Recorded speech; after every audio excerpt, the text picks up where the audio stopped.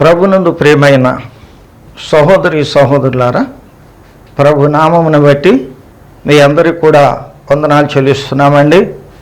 మీరందరూ కూడా దేవుని కృపచేత క్షేమముగా ఉన్నారని తలంచుచు దేవునికి స్తుతులు చెల్లిస్తూ ఉన్నాను.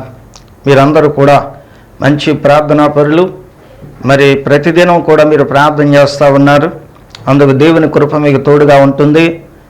కనుక మరొకసారి మిమ్మల్ని అందరినీ కూడా ఈ యొక్క టీవీ యంత్రం ద్వారా కలుసుకొని ప్రభుని స్తుతించడానికి, వర్తమానం అందించడానికి ప్రభు ఇచ్చినటువంటి సమయాన్ని బట్టి దేవునికి ఎంతో వందనస్తులుగా ఉన్నాం. ఈ సమయంలో దేవుని అడుగుట అనేటువంటి అంశాన్ని గురించి మనం తెలుసుకొనబోతూ ఉన్నాము. దేవుని అడుగుట అనేటువంటి మాటను మీరు జ్ఞాపకం చేసుకోండి. ఎలా అడగాలో, మనం ఎలా అడగకుండా ఉంటున్నామో ఈ అధ్యాయంలో వాక్యంలో మనం చూడబోతున్నాం. చిన్న ప్రార్థన చేసుకున్నాం. ప్రేమ కలిగిన తండ్రి, సకల ఆశీర్వాదములకు కారణభూతుడైన దేవా, అనంత జ్ఞానివైన తండ్రి, నీకు వందనాలు నాయన. అల్పుడను, ఎన్నిక లేని వాడును ఆయన నీ పక్షముగా నేను నిలబడి నీ వర్తమానం అందించబోతున్నాను. అయ్యా, నీ మాటలతో నా మాటలు కలుపుకోకుండా, లేని మాటలు కల్పించకుండా, ఉన్న మాటలు తీసివేయకుండా, ఉన్నది ఉన్నట్లుగా యథార్థంగా నీ మాటలే పలకడానికి నాకు సహాయం చేయండి. నా నాలుక, నా పెదవులు, నా స్వరం, నాయన సమస్తం నాయన నీ వాక్యానికి అనుకూలంగా పనిచేయనట్లుగా ఆశీర్వదించమని, నీ వాక్యము వింటూ ఉండగా అనేక మందిలో ఉన్నటువంటి బలహీనతలు, వ్యాధులు, రోగాలు, సమస్త దురాత్మ శక్తులు అన్నీ కూడా విడిచి వెళ్ళిపోనట్లుగా నీ కార్యం జరిగించి మహిమ పొందమని ప్రభువైన యేసుక్రీస్తు నామమున వేడుకొనుచున్నాను పరమ తండ్రి. ఆమేన్, ఆమేన్. ప్రభునందు ప్రియమైన సోదరి సహోదరులారా, దేవుని యొక్క లేఖన భాగములో ప్రభు అయినటువంటి యేసుక్రీస్తు వారు ఏమని చెప్తున్నాడో ఈ అధ్యాయములో మనం చూడబోతున్నాం. మత్తయి సువార్త 6వ అధ్యాయము 8వ వచనములో ప్రభు భూలోకములో ఉన్నప్పుడు ఆయన తన శిష్యులను ఉద్దేశించి, తన యొద్దకు వచ్చిన వారిని అందరినీ కూడా ఉద్దేశించి ఆయన ఏ మాటలు మాట్లాడాడో ఈ వచనములో మనకు కనబడుతూ ఉంది. మత్తయి సువార్త 6వ అధ్యాయం 8వ వచనం, మీరు తండ్రిని అడగక మునిపే మీకు అక్కరగా ఉన్నవేవో ఆయనకు తెలియను. మీరు తండ్రిని అడగక మునిపే మీకు అక్కరగా ఉన్నవేవో అంటే అవసరముగా ఉన్నవేవో మీ తండ్రికి ముందుగానే తెలుసు అంటున్నాడు. అడగక మునిపే, ఈ మాట మీరు జ్ఞాపకం ఉంచుకోండి. అడగక మునిపే. అయితే దేవుడు అడగక మునిపే ఇస్తాడు కదా అని అడక్కోకుండా నిర్లక్ష్యం చేసేవారు చాలామంది. అడక్కముందే ఇవ్వచ్చు కదా అని ప్రశ్నించేవారు కొంతమంది. ఈ మాట మనకి ఏమని జ్ఞాపకం చేస్తుందంటే, అడగమని ఆయన మనకు తెలియజేస్తూ ఉన్నాడు. మీరు అడగక మునిపే మీకు అవసరమైనవి ఏవైతే ఉన్నాయో, అది ధనమా, ఆరోగ్యమా, లేక వస్తువులా, లేక ఆత్మీయ బలమా, ఏదైతే ఉన్నదో అవన్నీ కూడా దేవునికి తెలుసు అంట. కానీ మీరు చేయవలసింది ఏమిటంటే అడగాలి. అడగకపోతే ఇవ్వడా అని కొంతమంది ప్రశ్నిస్తూ ఉంటారు. అడగాలి. అడగటంలో దాని ఉద్దేశం ఏమిటంటే దేవుని మీద నువ్వు ఆధారపడుతున్నట్లుగా దాని అర్థం. అడుగుతున్నావు అంటే దేవుని మీద ఆధారపడినట్లది. అడగటంలో మరొక అర్థం ఏమిటంటే విశ్వాసం అనేది వ్యక్తపరచబడుతూ ఉంటుంది. దేవుని మీద విశ్వాసం కనుక ఉన్నది కనుక ఆయన మీద ఆధారపడి అడుగుతున్నాం అని అర్థం. చాలామంది కూడా ఈ మాటను పక్కన పెట్టేస్తారు. ఏమంటే అడగకోకుండా చాలామంది ఆచారాల మీద ఆధారపడతారు. ఆచారాలు. ఈ రోజున విశ్వాసులు చూడండి, చాలామంది కూడా ఎలా ఉంటారంటే ఆచారం మీద ఆధారపడి ఉంటారు. ఉదయాన్నే లేచాం, వాక్యం చదివాం, యెహోవా నా కాపరి, నాకు లేమి కలగదు, పచ్చిక గల చోట్ల ఆయన పరుణ చేస్తున్నాడు, శాంతికరమైన జలముల యొద్ద ఆయన నడిపిస్తున్నాడు, గడాంధకారపు లోయల్లో సంచరించిన ఈ అపాయం నాకు నేను భయపడను, నీవు తోడై ఉంటావు, నీ దుడ్డు కర్రయు నీ దండము నన్ను ఆదరించను, చిరకాలం యెహోవా మందిరంలో నివాసం చేస్తాను అనేటువంటి మాట వాడుక చేసుకుంటారు. వాడుక చేసుకొని కొంతమంది ఏం చేస్తారంటే ఉదయాన్నే వాక్యం చదవాలి, అది ఏదైనా కానీ వాక్యం చదవాలి, అది ఆచారం. కానీ లోతుగా అర్థం చేసుకొని ఆత్మీయముగా బలపడటానికి చదివే వాళ్ళు చాలా తక్కువ. ఆచారబద్ధకంగా చదివేటువంటి వాళ్ళు ఎక్కువ.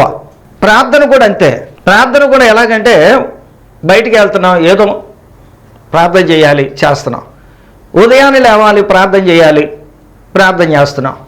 మధ్యాహ్నం ప్రార్థన చేయాలి, మధ్యాహ్నం ప్రార్థన చేస్తున్నాం. సాయంకాలం ప్రార్థన చేయాలి, ఊరినే ప్రార్థన చేస్తాం. కానీ ఆత్మీయముగా పట్టుదలతో దేవుని మీద ఆధారపడి దేవుడు నేను అడిగితే ఇది ఇస్తాడు, ఆయన దగ్గర ఇది నేను సాధించాలి అనే ఉద్దేశంతో ప్రార్థన చేసేవాళ్ళు చాలా తక్కువ.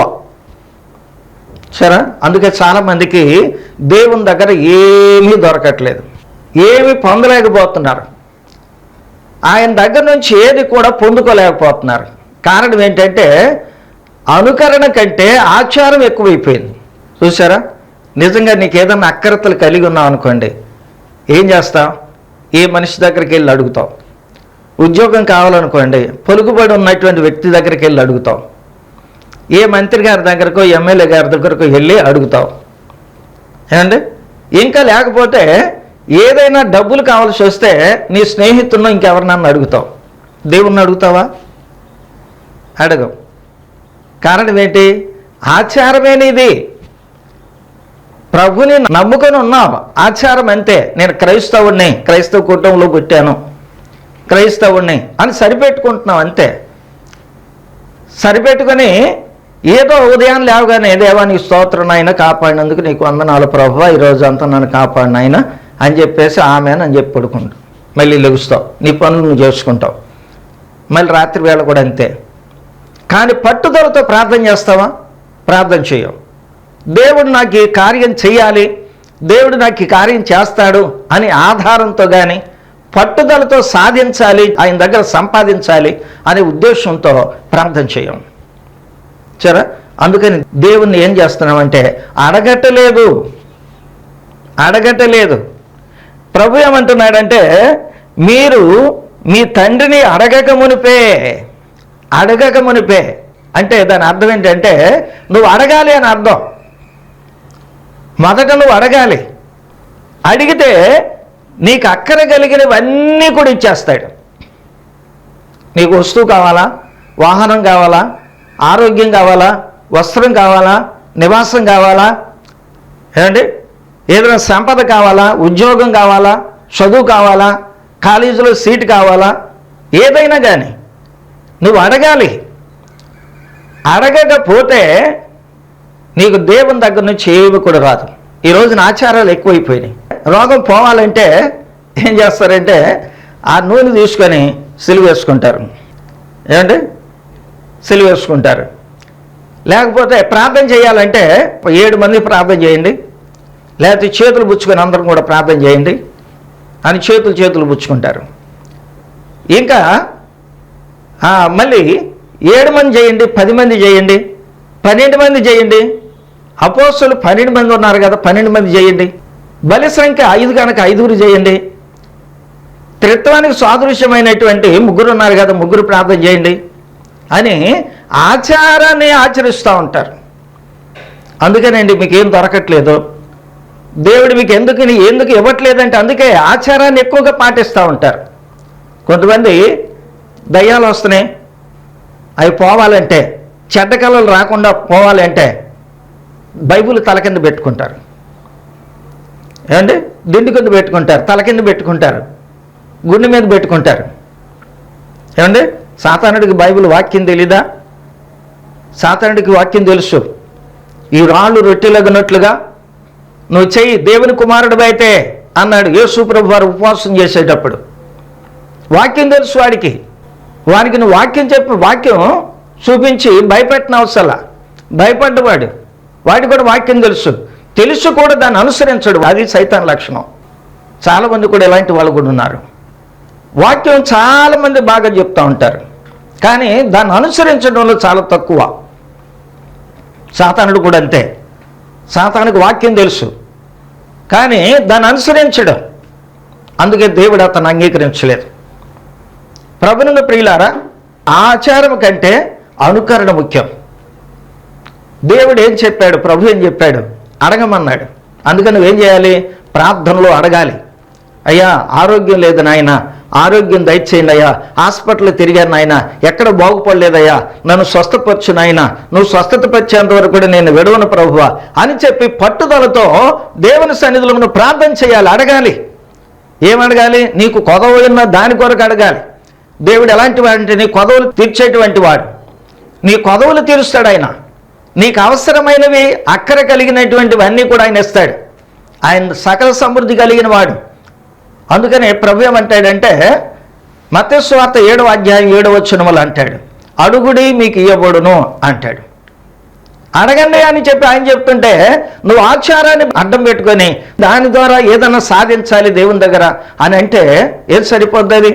చాలామంది కూడా ఇలాంటి పొరపాట్లు చేస్తూ ఉన్నారు. ప్రియ సోదరి సహోదరుడా, నీవు ఈ సమయంలో నువ్వు జ్ఞాపకం చేసుకోవాల్సింది ఏమిటంటే, దేవుని దగ్గర నీవేది పొందుకోలేకపోతున్నావు, దేవుడు నీకు ఏమి ఇవ్వట్లేదు, నువ్వేమి సాధించలేకపోతున్నావు అంటే గల కారణం ఏమిటి అంటే ప్రభు చెప్పినట్లుగా నువ్వు అడగట్లేదు, ఆచారాన్ని అడ్డు పెట్టుకుంటున్నావు. ఒక సహోదరి ప్రార్థనకు వస్తూ ఉంది. ప్రార్థనకు వస్తూ ఉన్నప్పుడు ప్రార్థన చేస్తూ ఉన్నాం, దేవుడి కార్యాలు చేస్తూ ఉన్నాడు. ఏమండి, వాళ్ళ ఆయనగారికి మంచి ఉద్యోగం ఇచ్చాడు, ఏమండి వాళ్ళని గొప్ప స్థితిలో ఉంచాడు. ఆఖరికి మధ్యలో ఒక సహోదరి చెప్పిందంట, వాళ్ళ నాన్నగారు చనిపోయారు. చనిపోయిన తర్వాత ఆ సహోదరి పక్క సహోదరి చెప్పిందంట, ఏమనంటే నువ్వు ప్రార్థనకు వస్తున్నావు, ఇక్కడి వరకు ప్రార్థనకు వస్తున్నావు కనుక నీవు ఇటు నుంచి కనుక మీ అమ్మగారి ఇల్లు దగ్గరే కనుక ఇటు నుంచి ఇటు వెళ్ళావంటే ఆశీర్వాదం అంతా వాళ్ళకి వెళ్ళిపోద్దంట, అప్పుడు నీకు ఆశీర్వాదం రాదు అంత అని చెప్పేసి అన్నంట. అప్పుడు ఆ సహోదరి ఏం చేస్తుందంటే ప్రార్థనకు వస్తుంది కానీ వాళ్ళ అమ్మగారితో కొంచెం కూర్చొని మాట్లాడుతుంది, ఆ తర్వాత అటు నుంచి అటే ఇంటికి వెళ్ళిపోతుంది. దేవుని వాక్యం ఏం చెబుతుంది, నీ తల్లిని తండ్రిని సన్మానించు అని చెప్పేసాడు. బాధలు వారిని పరామర్శించాలి, కానీ దేవుని వాక్యాన్ని పక్కన పెట్టి ఏదో ఆచారాన్ని ఎవరో చెప్పినటువంటి దానిని నువ్వు ఆచరించినట్లయితే అది ఆచారం, దానివలన నీకు మేలు జరగట్లేదు, దానివలన నీకు ఏ విధమైన మేలు కలగట్లేదు, ఏ విధంగా నువ్వు కోరినదే దొరకట్లేదు, నువ్వు అనుకున్నదే జరగట్లేదు. కారణం ఏంటంటే ఆచారానికి అవకాశం ఇచ్చావు కానీ దేవుని వాక్యానికి అవకాశం ఇలా. ప్రభు చెప్పినట్లుగా నువ్వు అడుగు, ఫలాంది కావాలి అని అడుగు, కాలేజీ సీట్ కావాలా అడుగు, ఏమండి చదివించుకోవడానికి డబ్బులు కావాలా, అంత డబ్బులు లేవు నాయనా, అంత డబ్బులు నాకు దయచేయ ప్రభువా అని అడుగు. యేసు ప్రభు వారు తన పేతుడు చెప్పాడు, సొంగం వసూలు చేసేటువంటి వాడు ఒక అతను వచ్చాడు, వచ్చి సొంగం కట్టాలని మీ బోధకునికి తెలీదా అన్నాడు. అప్పుడు ప్రభువారు అతనికి అభ్యంతరం లేకుండా ప్రభు చెప్పాడు, పేతుడు నువ్వు గాలం పుచ్చుకొని వెళ్ళి ఆ యొక్క సముద్రానికి వెళ్ళు అని చెప్పేసి అన్నాడు. మొదటగా గాలానికి శాప పడుతుంది, దాని నోరు తెరిచి చూస్తే ఒక చీకలు ఉంటుంది, దానిని నీ కొరకు నా కొరకు కట్టేసామన్నాడు. అలాగే వెళ్ళాడు, గాలం వేశాడు, శాప పట్టింది, ఆ శాపను నోరు తెరిశాడు, దాంట్లో ఒక షేకేలు ఉంది, దాన్ని తీసుకెళ్ళి యేసు ప్రభు వారి కొరకు ఆ పేతురు కొరకు సొంకం కట్టేశాడు. అవసరాలు తీర్చే దేవుడండి యేసు ప్రభు వారు. ఎలాంటి వాడు? అవసరాలు తీర్చేవాడు. నీకు గనక విశ్వాసం అంటే, ప్రభు మీద ఆధారపడితే, ఏమండి ఆయన చేస్తాడని నమ్మకం కనుక ఉంటే, ఈ రోజున నీకు ఏది అవసరమో అది అడగండి. ప్రభు చెప్పాడు కదా మత్తయి సువార్త 7వ అధ్యాయం 7వ వచనంలో, అడుగుడి మీకు ఇవ్వబడును అన్నాడు. ఆచారాన్ని నేర్పలాయన అడగమని చెప్తున్నాడు. ఏది అవసరమో, ఎంత అవసరమో, ఏది కావాలో, ఏ సమస్య వచ్చిందో, ఏ బాధ వచ్చిందో, ఏ కష్టం వచ్చిందో, ఏ రోగం వచ్చిందో, ఏమండి వాటన్నిటిని గురించి కూడా రోగాన్ని తీసేమని, అవసరాన్ని తీర్చమని, ఏమండి డబ్బులు కావాలని, కరెంటు బిల్లు కట్టాలని, పాలకి డబ్బులు ఇవ్వాలని, ఫీజు కట్టాలని, ఏమండి అడగండి ప్రభుని. సిగ్గుపడొద్దు, భయపడొద్దు, బిడిగి పడొద్దు, ధైర్యంగా అడగండి. మీకు ఏది కావాల్సి ఉంటే అది ప్రభు మీకు ఇస్తాడు. రోజు సైకిల్ దొక్కుని వస్తున్నాం అండి, ఎంత కష్టపడుతున్నాం. అయ్యా నేను ఈ సైకిల్ దొక్కుండా వస్తున్నాను ఆయన, ఒక నాకు ఏదన్నా మరి యాక్టివ్గా కానీ లేకపోతే ఏదైనా బైక్ కానీ నాకు దయచేయ ప్రభువా నా అడుగు. అడగమన్నాడు ఆయన. అడగండి, నేను అడుగుతాను యేసు ప్రభుని. నాకు ఏది కావాలో, ఏది అవసరమైనదో. ఏమండి, ఒక ఏటీఎం కార్డు కనుక చేతిలో పుచ్చుకొని దాన్ని ఎలా ఉపయోగించుకుంటామో అలాగే ప్రభుని ఉపయోగించుకుంటా. నేను నాకేది కావలసి ఉన్నదో ప్రభు నేను అడుగుతాను. 2 మాటలు అడుగుతా, ఎంతోసేపు కాదు, ఆయన ఇచ్చేంత వరకు కూడా నువ్వు అడుగు. నేను అడుగుతా, దారిన వెళ్తా అడుగుతా, నిద్ర నుంచి లేవటంతో అడుగుతా, బయటికి వెళ్ళేటప్పుడు అడుగుతా, ఉదయాన్నే లేచి ప్రార్థన చేసేటప్పుడు అడుగుతా, నా అవసరాలను గుర్తెరిగి అడుగుతా. నా పిల్లలు వెళ్తున్నారు నాయన, నా మనవళ్ళు మనవరాళ్ళు వెళ్తున్నారు ప్రభువా కాలేజీకి, వారికి ఎటువంటి అపాయాలు కలగకుండా వీరి వాహనం ద్వారా వాళ్ళకి కానీ వాహనానికి కానీ, వాళ్ళ వాహనం ద్వారా వీళ్ళకి కానీ వీళ్ళ వాహనానికి కానీ మాకు కానీ మా వాహనానికి కానీ ఎవరికి ఎటువంటి హాని కలగకుండా కాపాడు ప్రభువా అని అడుగుతా. పిల్లలకు ఫీజులు కట్టాలి నాయన, కావలసినంత ధనం మాకు దయచేయి ప్రభువా అని చెప్పి ఎంతో మొత్తం టోటల్ చేసి చెప్పేస్తా. అంతకంటే ఎక్కువ అడగను. అయ్యా నాకు ఒక 20,000 రూపాయలు కావాలంట. దేవుడు నేను ఎంత అడుగుతాను అంత ఇస్తాడు. ఒక 50,000 కావాలి ప్రభువా అడుగుతా, 50,000 నాకు ఇస్తాడు. ఎలా వస్తుందో అలా వస్తుంది అది. ఏమంటే 1,00,000 రూపాయలు నాకు కావాలి ప్రభువా అని చెప్పేసి అడుగుతా. ఏమంటే అడుగుతా, సంఖ్య చెప్తా దేవునికి. ప్రభునందు ప్రియులారా, ఇది నేను ఎవరికి భయపడాల్సిన పని లేదు, నేను ఎవరికి కూడా తల దించవలసిన పని లేదు. ఏమంటే నాకు కావలసినవి ఇవ్వగలిగిన సమర్థుడు యేసు ప్రభు ఉన్నాడు. నా అక్రతలు ఎరిగినటువంటి దేవుడు యేసుక్రీస్తు వారు ఉన్నాడు. ఆయన అక్రతలు తీరుస్తాడు, నా అవసరతను తీరుస్తాడు. నాకు విరోధంగా ఎవరైతే పని చేస్తున్నారో వాళ్ళ గురించి చెప్తా. నాయనా వాళ్ళు నాకు విరోధంగా పనిచేస్తున్నారు, ఆటంకపరుస్తున్నారు దేవా, వాళ్ళు ఆ చేసే పనులన్నీ కూడా నీకు తెలుసు కనుక నీ పని ఆగిపోతుంది కనుక ఈ విషయంలో మీరు శ్రద్ధ తీసుకొని నాయనా వాళ్ళకి మారు మనసు దయచేయి, నా పనులకు ఆటంగా లేకుండా చేయి ప్రభువా అని చెప్పి ప్రార్థన చేస్తా. దేవుడు తప్పకుండా అలాగే చేస్తాడు. నీకు విరోధంగా రూపించబడిన ఏ ఆయుధం కూడా వర్ధిల్లదు అన్నాడు ప్రభు. అంతే. ఏమంటే నీకెవరైనా శత్రువులు ఉన్నారా? అయ్యా వాళ్ళని నాకు మిత్రులుగా చేయను ఆయన అని ప్రార్థన చేయి.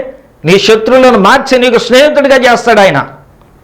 అన్నాక సంతానం లేదండి, దేవుడి సన్నిధికి వెళ్ళింది, దేవుడు ఇస్తాడు అని చెప్పి పట్టుదలతో వెళ్ళింది. ఆచారపూర్వకంగా కాదు, అలవాటుపూర్వకంగా కాదు, విశ్వాసంతో వెళ్ళింది. దేవుడు ఇస్తాడు అని చెప్పేసి వెళ్ళి ఆమె ప్రార్థన చేస్తున్నాయి. అయ్యా ఒక మగ కుమారుడిని కనుక నువ్వు దయచేస్తే, చూసారా ఎవరు కావాలో ఆమె నిర్ణయం చేసుకొని చెప్పేసింది. ఆడపిల్ల కావాలో మగ పిల్లవాడు కావాలో చెప్పేసింది. నాకు ఒక మగ కుమారుడి కనుక దయచేసినట్లయితే వాని తల మీదకు క్షౌరపు కత్తిరి రానియకుండా, అంటే తల వెంట్రుకలు కత్తిరించకుండా జీవితకాలం అంతా ఆడి తల వెంట్రుకలు అన్నీ కూడా పెరిగేటట్లుగా అట్లాగే ఉండి నీకు ప్రతిష్ఠితుడిగా ఉండేటట్లుగా నేను నీకు అప్పగించేస్తాను, నీ సేవకు అప్పగించేస్తాను అని చెప్పేశాను. ప్రభు ఆమె ప్రార్థన ఆలకించాడు. ఏమండి గర్భవతి అయింది. మరొక సంవత్సరానికి ఆమె కుమారుని కన్నది. ఆమె అడిగింది ఏంటి? ఒక కుమారుడే కావాలి, ఒక కుమారుని దయచేయమని అడిగింది. కుమార్తెని అడగల, కుమారుని అడిగింది. ఈ రోజున ఆ పిల్లలు కూడా అడగడంలో మరి సందేహపడొద్దండి.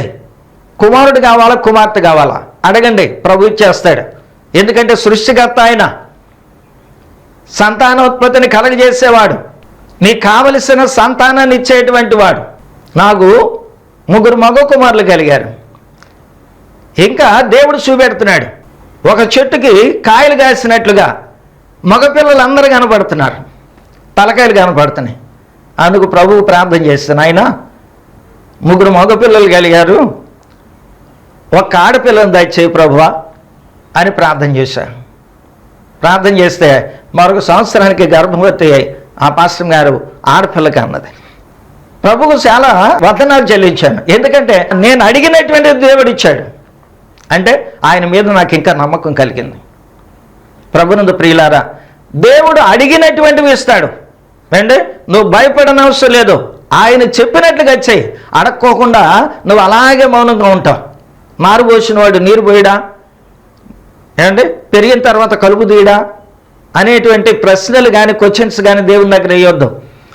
దేవుడు ప్రభు ఏం చెప్పాడో అది చెయ్యి.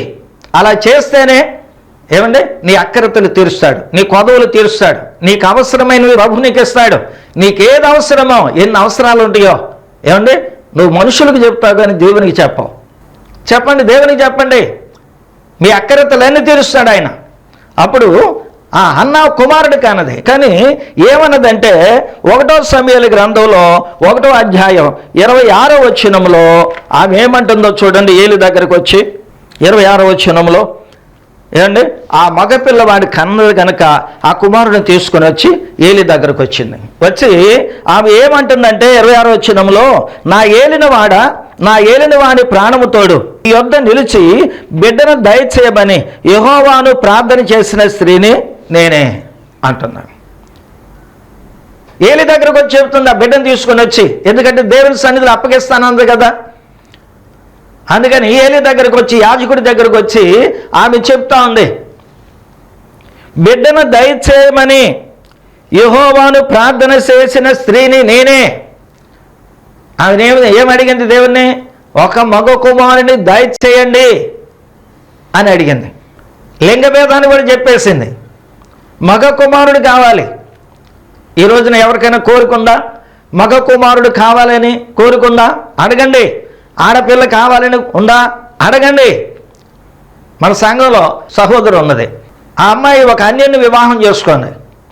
వాళ్ళ అత్తగారు చెప్పింది, మొదట ఆడపిల్ల పుట్టింది, ఈసారి కనుక నువ్వు గర్భవతి అయినట్లయితే ఆడపిల్లని కన్నావంటే నువ్వు ఇంటికి వెళ్ళిపోవాలి, అట్నుంచి అంటే మళ్ళీ మా ఇంటికి వచ్చే పని లేదని చెప్పేసి అంది. నన్ను పిలిచారు, ఆమె నిండు గర్భవతిగా ఉంది. సాయంకాలం వాళ్ళు ఆపరేషన్కి వెళ్తారు హాస్పిటల్కి. అప్పుడు ఆమె పిలిచి చెప్తుంది, అయ్యా అయ్యగారు, మా అత్తగారు ఆడపిల్ల కనుక కలిగితే నువ్వు అట్నుంచి అంటే వెళ్ళిపోవాలి, మా ఇంటికి రానవసరం లేదు అని చెప్పేసి అన్నదండి. అయ్యగారు మా కాపురం పోద్దయ్యా, అయ్యా మా కొరకు ప్రార్థన చేయండి అని చెప్పి. ఏమండి ఆడపిల్ల వాళ్ళ అమ్మ నాన్నగారు ఇద్దరు కూడా ఏడ్చారు, చిన్నపిల్లలు ఏడ్చినట్టు ఏడ్చారు. ప్రార్థన చేశాను, అయ్యా ఇదిగో ఈ కుమార్తె గర్భవతి అయింది కనుక నిండు గర్భంతో ఉంది, ఆపరేషన్కి వెళ్ళబోతుంది. ఆడపిల్ల కనుక పుడితే ఈమెను కాపురానికి రానివ్వరు, ఎందుకంటే వాళ్ళకి తెలియనటువంటి వాళ్ళకేం తెలియదు కనుక ఈమెను ఆ యొక్క అత్తగారు మామగారు భర్త గారు కూడా అంగీకరించి చేర్చుకునేటట్లుగా ఈ కార్యాన్ని బట్టి వాళ్ళు కూడా నేను నమ్మి నీ యందు విశ్వాసం ఉంచి వాళ్ళు కూడా బలపడేటట్లుగా, నాయనా నీ చిత్తమైతే నీవు ఆ గర్భములో ఉన్నటువంటి ఆ ఆడపిల్ల మగపిల్లవాడిగా మార్చగలవును, దీనికి సమర్థుడు నీవే, సృష్టికర్తవు నీవే కనుక నీ చిత్తమైతే అలాగూ చేసి నీ నామాన్ని మహింపరుచుకుని ఆయన నీ చిత్తం నీకు ఘనత కలిగేటట్లుగా సహాయం చేయి ప్రభువా అని చెప్పి ప్రార్థన చేశాను. వెళ్ళిపోయారు, హాస్పిటల్కి వెళ్ళారు, అటెండ్ అయ్యారు. 7 గంటలకు ఆపరేషన్ చేశారు. 7 గంటలకు ఒక ఫోన్ కాల్ వచ్చింది. ఫోన్ ఎత్తాను. వాళ్ళు అన్నారు, ఏడుస్తున్నారు, మహానందంతో చెప్పేస్తున్నారు, అయ్యగారు మగపిల్లాడు పుట్టాడన్నా. దేవునికి స్తోత్రం, హల్లెలూయా. కారణం ఏంటంటే వాళ్ళు స్కానింగ్ తీశారు, ఆ స్కానింగ్లో ఆడపిల్ల అని చెప్పారు, అందుకని ఏడ్చారు వాళ్ళు. ఏమండి దేవునికి ప్రార్థన చేసి, అయ్యా ఒక మగ కుమారుని దయచేస్తే వీళ్ళ కుటుంబం అంతా కూడా మారు మనసు పొందుతారు, నిన్ను తెలుసుకుంటారు అని చెప్పా, ప్రార్థన చేశారు.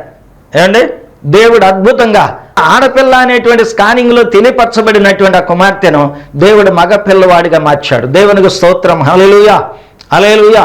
ప్రభునందు ప్రియులారా, దేవుని మీద నువ్వు ఆధారపడితే ఇలాంటి కార్యాలు చూడగలం. ఆయన నీ అక్కరితలను తీరుస్తాడు, నీ కొదవులను తీరుస్తాడు. ఏమండి కనుక వాళ్ళు ఆశ్చర్యపోయి, ఏమండి తన భర్త గారు కూడా ప్రభుని నమ్మి, అమ్మా నువ్వు ప్రార్థనకి వెళ్ళు, నిన్ను ఏం ఆటంకపరచను అని చెప్పేసి అన్నారు. ఇప్పుడు సంఘంలో ఉన్నారు వాళ్ళు. ప్రభు ముందు ప్రియులారా, ప్రభువుకు అసాధ్యమైనది ఏది కూడా లేదు. ఆచారం ఏ విధంగా నీకు మేలు చేయదు, తల వెంట్రుకలు ఇస్తానని, కొండకొస్తానని, ఏమండి ఇలాంటివి చేస్తానని ఏమాత్రం కూడా నువ్వు వీటిని చేయటం ద్వారా నీకు ఎటువంటి మేలు కలగదు, నీ అక్కరతలు తీరవు, నీ కొదవులు తీరవు. ప్రభుని అడుగుట ద్వారా దేవుడు నీకు అనేకమైన వాటిని ఇవ్వగలడు, నీ అక్కరతలను తీర్చగలడు, నీ కొదవులను తీర్చగలడు. ఏమండి? అందుకని ఫిలిప్పీయులకు రాసిన పత్రిక 4వ అధ్యాయం 19వ వచనములు అంటాడు, కాగా నా దేవుడు క్రీస్తు యేసునందున మహిమలో మీ ప్రతి అవసరము తీర్చును అన్నాడు. మీ అవసరాన్ని తీరుస్తాడు, మీ కొదవలను తీరుస్తాడు, మీ అక్రతగా ఉన్నటువంటి వాటిని తీరుస్తాడు. అందుకు మీరు ఏం చేయవలసిందంటే ఆసక్తిగా ప్రార్థన చేసి అడగండి ప్రభుని. ప్రభు చేసేంత వరకు, ప్రభు ఇచ్చేంత వరకు ఆత్మీయముగా, ఏమండి, ఆధ్యాత్మికముగా మీరు ఇంకా భక్తులు బలపరచబడి, ఏమండి, హృదయపూర్వకంగా ప్రభువుకు ప్రార్థన చేయండి. మీ అక్రత తీరిపోతాయి, మీ అవసరాలు తీరిపోతాయి, మీ కొదవులు తీరిపోతాయి. మీకు లేనిదంటూ ఏది కూడా లేదు. ఆచారాన్ని వదిలిపెట్టేసేయండి, అనుకరణ కలిగి ఉండండి, ప్రభు చెప్పినట్టుగా చేయండి. ఏమండి? అలా చేసినట్లయితే, అలా ప్రార్థన కనుక నువ్వు చేసినట్లయితే ఈ ఆధ్యాత్మిక సంబంధమైన మరి హృదయపూర్వకమైన ప్రార్థన దేవుడు అంగీకరించి నీ అక్రతలన్నీ కూడా తీరుస్తాడు, నీ కొదవులన్నీ తీరుస్తాడు. కొంతమంది, నేను అక్కడికి వెళ్ళి మరి 7 రోజులు అక్కడ ఆ మందిరంలో అక్కడ పూడుకున్నాను, ఏమండి, ఇంకా ఆ కోటకి వెళ్ళాను, ఆ కొండకి వెళ్ళాను, లేకపోతే ఇంకా ఆ చర్చికి వెళ్ళాను, నిద్రలు చేసి వచ్చామంటారు. నిద్రల వల్ల అయ్యేటువంటిది కాదు ఇది. ప్రభునందు ప్రియులారా, అడుగుట వలన కార్యం జరుగుద్ది. అడగండి. ఈ రోజు నుంచి మొదలుకొని ప్రభువు నీకు ఇచ్చేంత వరకు కూడా హృదయపూర్వకంగా ప్రభు మీద ఆధారపడి ప్రభు కార్యం చేస్తాడు అని నమ్మకంతో కనుక నువ్వు అడిగినట్లయితే దేవుడు తప్పకుండా నీ పట్ల కార్యం చేసి నీ అవసరాలను తీరుస్తాడు, నీ కొదవులన్నీ కూడా తీరుస్తాడని చెప్పి నీకు మనవి చేస్తున్నాను. దేవుడు తన వాక్యం మన వినికిడిలో దీవించి ఆశీర్వదించును గాక. ఆమేన్, ఆమేన్. ప్రార్థన చేసుకున్నాం. ప్రేమ కలిగిన తండ్రి, సకల ఆశీర్వాదములో కారణభూతుడైన దేవా, యేసయ్యా నీకు వందనాలు. ఆయన సమయంలో మీరు ఇచ్చిన సందేశం కొరకు నీకు వందనాలు. నా నోట నుంచి నీ మాటలు పలికినందుకు నీకు వందనాలు. అయా, నీ మాటలే వీరందరి హృదయాల్లో ఫలించేటట్లుగా సహాయం చేయండి నాయన. యూదులు ప్రభువ ఆచారాన్ని నేర్చుకున్నారు నాయన. అయా, ఆచారం చేశారు, ఆచారాన్ని అనుసరించారు నాయన. అయా, ఉదయం మధ్యాహ్నం రాత్రి వేళ మాత్రమే క్రమముగా ఆరాధన చేశారు కానీ నాయన ఆత్మీయంగా ప్రార్థన చేయలేకపోయారు ప్రభువ. అందుకే అడగమని మీరు తెలియజేస్తున్నారు తండ్రి. అలాగన ఈ వాక్యం విన్నటువంటి మా సోదరి సహోదరులందరూ కూడా అయా, ఆచారపూర్వకమైనది కాకుండా అనుకరణపూర్వకమైనటువంటిదిగా హృదయపూర్వకముగా నిన్ను అడిగి పొందుకునేటువంటి అనుభవాలు వీరికి దయచేయండి. వీరు ఏ విధమైన అవసరాలు కలిగి ఉన్నారో అవసరాలని తీర్చయ్యా, కొదవులని తీర్చినాయన. వారి బిడ్డలు మా తండ్రి కాలేజీలో అయా మా తండ్రి నాయన సీట్ల కొరకు ప్రార్థిస్తున్నాం. వారి సీట్లు వచ్చేటట్లుగా సహాయం చేయండి. పరీక్షలు రాసేటువంటి బిడ్డలకు పరీక్షలు పాస్ అయ్యేటట్లుగా చేయండి. అయా, పరీక్షలు నాయన ముగించినటువంటి వారికి మంచి రిజల్ట్ వారికి దయచేయండి ప్రభువా. వివాహాలు కావలసిన బిడ్డలకు వివాహాలు కలిగించి సహాయం చేయండి ఆయన. ఆర్థికములు ఉన్న వారికి సహాయం చేయండి అయా. వివాహాలు కానిటువంటి వారికి వివాహాలు కలిగేటట్లుగా సహాయం చేయండి. ఈ వాక్యం అందించడానికి సహకరించిన అయా చెల్లి ఉద్యమన ప్రభువ, నానేని చిన్నిని కూడా మీరు దీవించి ఆశీర్వదించండి ప్రభువ. చిన్నికి త్వరగా వివాహం జరిగేటట్లుగా సహాయం చేయమని వేడుకుంటున్నా. అమెరికాలో నాయన ఉన్నాడు ప్రభువ, ఆ కుమారుడికి త్వరగా వివాహం జరిగేటట్లుగా మీరు సహాయం చేసి మంచి గుణవంతులు, బుద్ధివంతురాలు, భక్తిపరురాలు, ప్రార్థనాపరురాలైన బిడ్డ నడిపించి త్వరగా వివాహం జరిగేటట్లుగా సహాయం చేయండి. నాని వ్యాపారాన్ని కూడా మీరు దీవించి అభివృద్ధిపరిచి ఫలింప చేయమని ప్రార్థిస్తున్నా. కుమారుడికి ఉన్న ప్రతి సమస్యలన్నింటిలో నుంచి కూడా విడుదల దాయిచేయమని ప్రార్థిస్తున్నా. చెల్లి బుజ్జమ్మకి ఇంకా పరిపూర్ణమైన ఆరోగ్యం దాయిచే సహాయం చేయమని ప్రభుని యేసు క్రీస్తు నామమున వేడుకొనిచున్నాను పరమ తండ్రి. ఆమేన్, ఆమేన్. ప్రభునందు ప్రియమైన సోదరి సహోదరులారా, ప్రభు నామమును బట్టి మీ అందరికీ కూడా వందనాలు చెల్లిస్తున్నాను. మీ అవసరతలు ఏదన్నా ఉన్నట్లయితే మరి నాకు ఫోన్ చేయండి. ఏ సమయమైనా ఆ సమయంలో మీ కొరకు నేను ప్రార్థన చేస్తాను. ప్రభు తప్పకుండా మీ పట్ల కార్యం చేస్తాడు, అద్భుతాలు చేస్తాడు. కనుక అలాగని మీ అవసరాలు నాకు తెలియపరచమని మీకు మనవి చేస్తున్నాను. దేవుడు మిమ్మల్ని దీవించును గాక. ఆమేన్. తండ్రి అయిన దేవుని ప్రేమ, కుమారుడైన క్రీస్తు కృప, పరిశుద్ధ ఆత్మిక సమాధానం, సన్నిధి సహవాసం ఇప్పుడు ఎల్లప్పుడూ ప్రభు రాక పర్యంతం మనందరికీ తోడయ్యుండి కాపాడి నడిపించును గాక. ఆమేన్, ఆమేన్. అందరికి వందనాలండి.